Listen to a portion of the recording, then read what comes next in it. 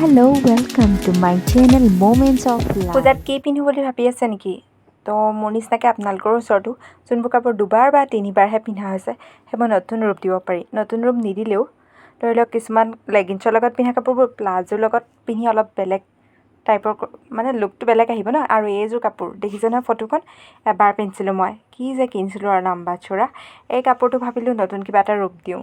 তাৰপিছত দীঘলকৈ লৈ 4 ভাগ কৰি কাটি দিলোঁ, জোঙাকৈ কাটি দিলোঁ। তাৰপিছতে ভাবিলোঁ মণিপুৰ এৰুৱাই দিওঁ, কিন্তু পিছত চালোঁ মণিপুৰ একদম ফিক্সকৈ লগাই থৈছে। নিজৰ দাঁতটো ইমান ফিক্স নহয় নেকি আমাৰ? আপোনালোকৰ এনেকুৱা হয়নে বাৰু? এনেকৈ চিলাই আছে সূতা গৈ আছে চিলাই থকা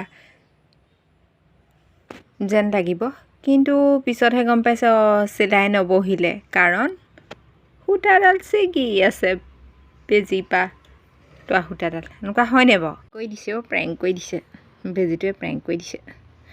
আৰু এলাহ মানুহৰ শত্ৰু, কিন্তু শত্ৰুৰ আশ্ৰয় লৈ ভাল লাগে নহয়, মিঠা মিঠা লাগে। সেই এলাহৰ কাৰণে মই ববিনটো হালধীয়া গুলি মায়ে লগাই থৈছিল, সেইটোতে মাৰি দিলোঁ আৰু মজা মজা। সেইটো কাৰণে উল্টাকৈ লৈছোঁ। সেই উল্টাই ল'ব লাগে, কিন্তু মই এতিয়া চিধাকৈ লৈছোঁ, কাৰণ ববিনৰ কাৰণে।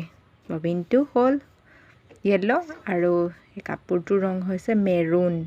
ইয়াত ৰঙা ৰঙা আহিছে নিব। হাতেও চিলাব পাৰে, অকল যে মেচিনত চিলাব লাগে সেইটো কথা নহয়। এয়া মোৰ হৈ গ'ল, আৰু মই আগৰটোৰ তুলনাত বহুত দেখি মানে হেপ্পী, কাৰণ আগতে যেনেকুৱা আছিল তাতকৈ বহুত বেটাৰ হ'ল। আপোনালোকে মোৰ দৰে কৰিব পাৰে। যদি আপোনালোকৰ এবাৰ দুবাৰ বা তিনিবাৰ চাৰিবাৰ পিন্ধা ড্ৰেছ আছে তো ৰিনিউ কৰিব পাৰে।